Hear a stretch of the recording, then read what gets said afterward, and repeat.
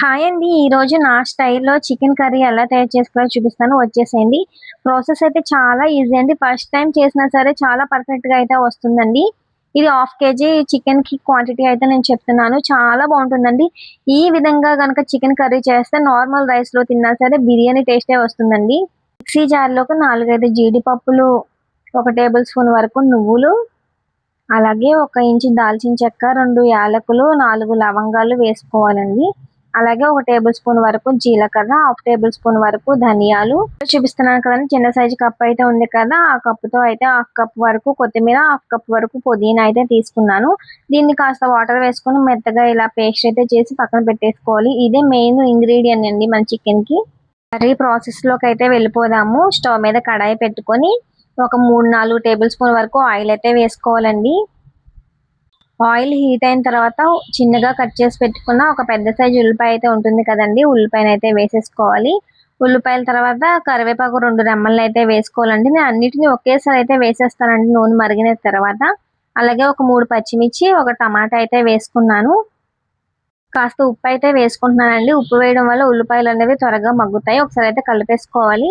ఉల్లిపాయలు మగ్గిన తర్వాత పచ్చిమిర్చి, టమాటాలు ఒక్కొక్కటి వేస్తారు కదండీ, అలా కాకుండా అన్నీ ఒకేసారి వేసుకుంటే టైం సేవ్ అవుతుంది. అలాగే ఒకేసారి అయితే మగ్గిపోతాయి.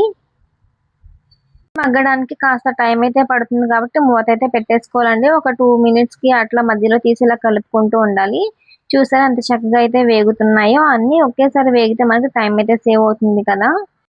ఉల్లిపాయలు చక్కగా మగ్గిన తర్వాత 2 టేబుల్ స్పూన్ వరకు అయితే అల్లం వెల్లుల్లి పేస్ట్ అయితే వేసుకుంటున్నానండి. ఇంట్లో పట్టించిన అల్లం వెల్లుల్లి పేస్ట్ అయితే వేస్తున్నాను. మార్కెట్‌లోది వేస్తే అంత టేస్ట్ అయితే ఉండదు. మనకి ఇంట్లో అవైలబుల్‌గా లేదు అంటే బ్యాచిలర్స్ అయితే అల్లం వెల్లుల్లి పేస్ట్‌ని అయితే ప్యాకెట్‌లో అయితే వేసుకోవచ్చు. అల్లం వెల్లుల్లి పేస్ట్ వేసిన తర్వాత ఒకసారి అయితే కలిపేసుకొని పచ్చి వాసన పోయేంత వరకు అయితే ఇట్లాగైతే వేయించేసుకోవాలండి. అల్లం వెల్లుల్లి పచ్చి వాసన పోయిన తర్వాత మనం ముందుగా కడిగి పెట్టుకున్న చికెన్ అయితే వేసేసుకోవాలండి. చికెన్ వేసుకున్న తర్వాత మంచిగా అయితే ఒకసారి కలిపేసుకోవాలి. ఈ క్వాంటిటీ అయితే నేను ఒక హాఫ్ కేజీ చికెన్‌కైతే చెప్తున్నానండి. నేను చెప్పిన కొలతలతో గనక చికెన్ కర్రీ ఎలా వండితే గనక మొదటిసారి చేసినా సరే చాలా అద్భుతంగా అయితే చేస్తారండి. అంత పర్ఫెక్ట్‌గా అయితే వస్తుంది. రుచి అయితే చాలా బావుంటుంది. ఉల్లిపాయలు ఇలా చికెన్ ఒకసారి కలిపేసుకున్న తర్వాత ఇది మగ్గడానికైతే మూత పెట్టేసుకోవాలండి. ఒక 10 నిమిషాల పాటు మీడియం ఫ్లేమ్‌లో మాత్రమే మగ్గబెట్టుకోవాలండి. లేదంటే సిమ్‌లో అయినా మగ్గబెట్టుకోవాలి. మనం చికెన్ కర్రీ గాని, నాన్ వెజ్ కర్రీ గాని చేసినప్పుడు చికెన్, మటన్‌ని మనం సిమ్‌లో పెట్టి వండితే టేస్ట్ అనేది చాలా అంటే చాలా డబల్ అయితే అవుతుంది. చాలామంది హైలో పెట్టి వండేస్తే గనక పీస్ అయితే అస్సలు ఉడకదండి. పైకైతే ఉడికినట్టే కనిపిస్తుంది, కానీ అయితే ఉడకదు. చూసారా ఎంత పర్ఫెక్ట్‌గా అయితే కుక్ అయిపోయిందో చికెన్ పీస్ వచ్చేసి. 80% చికెన్ అనేది చికెన్‌లో వచ్చే వాటర్‌తోనే అయితే ఉడికిపోతుందండి. చికెన్‌లో ఉన్న వాటర్ ఇంకిపోయేంత వరకు ఒకసారి మూత పెట్టేసి మగ్గించేసుకుందామండి.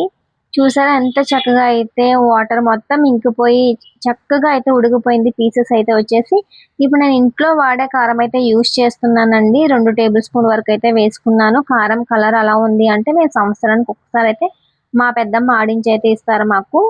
తర్వాత మనం ముందుగా పేస్ట్ చేసి పెట్టుకున్నాం కదండీ, పుదీనా, కొత్తిమీర, అలాగే మసాలా పేస్టు అదైతే వేసేసుకొని ఒకసారి అయితే కలిపేసుకోవాలండి. ముక్కలకి బాగా పట్టేంత వరకు ఇలా కలిపేసుకోవాలి. ఈ పేస్ట్ వేయటం వల్ల మనకి బిర్యానీ ఫ్లేవర్ అయితే వస్తుంది రైస్‌లో కూడా తింటే గనక. ఈ మసాలా కూడా వేసిన తర్వాత 2 నిమిషాలు అయితే మగ్గబెట్టేసుకోవాలండి. ముక్కలకి మసాలా అంతా బాగా పడుతుంది ఫ్లేవర్ అనేది. చూసారా ఆయిల్ అనేది పైకి సెపరేట్ అవుతుంది కదా. ఇప్పుడు ఒకసారి అయితే కలిపేసుకోవాలండి. మనం చికెన్ ఫ్రైగా కావాలి అంటే గనక ఈ స్టేజ్‌లో అయితే ఆఫ్ చేసుకోవచ్చు. లేదు మనకి గ్రేవీ కావాలి అంటే గనక మనం ముందుగా మిక్సీ జార్ ఇట్లా పేస్ట్ పెట్టుకున్నాం కదా, ఆ పేస్ట్‌లో ఉండేది కాస్త ఎందుకండి వేస్ట్ చేయటం, దాన్ని కూడా ఇట్లా అయితే కలిపేసుకొని ఒక హాఫ్ గ్లాస్ వరకు వాటర్ అయితే వేసేసుకొని ఒకసారి అయితే కలిపేసుకోవాలండి. మనం చికెన్‌ని ఎట్లా పడితే అట్లా కలిపేస్తే గనక పీసెస్ అయితే మెత్తగా అయిపోయి విరిగిపోతాయి. వీడియోలో చూపిస్తున్న విధంగా ఇట్లా అయితే కలిపేసుకోండి. మూత పెట్టుకొని ఒక 5 నిమిషాలు మీడియం ఫ్లేమ్‌లో మగ్గిన తర్వాత చూసారా ఆయిల్ అనేది పైకి సెపరేట్ అయితే అయింది కదా. మనకి గ్రేవీ కన్సిస్టెన్సీ ఏ కన్సిస్టెన్సీలో కావాలనేది చూసుకొని మనం ఇప్పుడు సాల్ట్ అది సరిపోయిందా లేదా ఈ స్టేజ్‌లో అయితే చూసుకోవాలండి. సాల్ట్ అది సరిపోతే గనక సన్నగా తరిగి పెట్టుకున్న కొత్తిమీరనైతే కూడా అయితే వేసేసుకోవాలి. మనం ఇందులోకి ఎటువంటి గరం మసాలా అవి కూడా వేయక్కర్లేదండి. ఎందుకంటే మనం చేసిన మొత్తం మసాలా పేస్ట్ లోనే ఫ్లేవర్స్ అన్ని అనేది ఇంక్లూడ్ అయి ఉంటాయి కాబట్టి కొత్తిమీర వేసిన 2 మినిట్స్ కి అయితే స్టవ్ అయితే ఆఫ్ చేసుకొని సర్వ్ చేసుకుంటే చాలా టేస్టీ చికెన్ కర్రీ రెడీ అండి. ఈ ప్రాసెస్ కనుక మీకు నచ్చినట్లయితే ఈ వీడియోని లైక్ చేయండి, షేర్ చేయండి. అలాగే మన ఛానల్ని సబ్స్క్రైబ్ చేయండి. సబ్స్క్రైబ్ చేసిన వారు బెల్ ఐకాన్ తప్పకుండా క్లిక్ చేయండి. Thank you for watching for more videos.